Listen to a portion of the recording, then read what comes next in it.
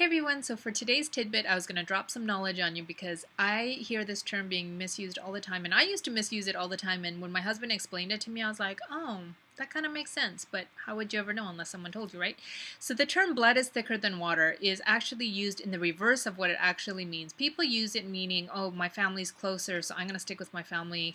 I don't know what they think the water means, but anyways, the blood part is actually back in the day when people used to make deals with people. This is when people used to trade cattle for stuff, or they would make covenant with people.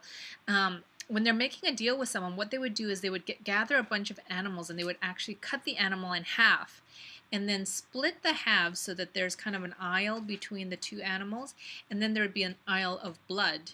And the two people who are making a deal and that were coming into covenant with each other, they would walk through this path of blood, basically showing how serious it was to make covenant with them and that they were going to be loyal or they would be split apart. And at the very end of walking through this aisle, a lot of times they would cut their hands and they would shake on it. And shaking on it and mixing their blood was basically saying, now our blood is mixed together as we are in this covenant, and we are in this together. You can't unmix it, just like you can't undo the cutting of the animals and put them back together. So it really showed the seriousness of people making covenant, making deals together, coming together in union for different things. And I wish that people took that kind of covenant thing more serious.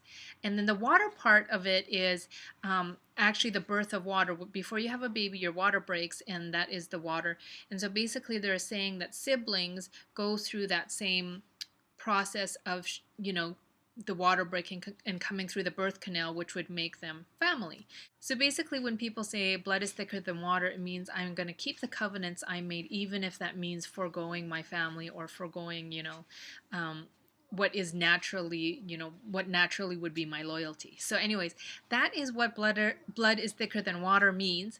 So hopefully that you got a crinkle in your brain. Did you know every time you learn something new, you get a new little wiggle crinkle in your brain? So hopefully you got a new crinkle in your brain, and I'll talk to you guys later. Bye.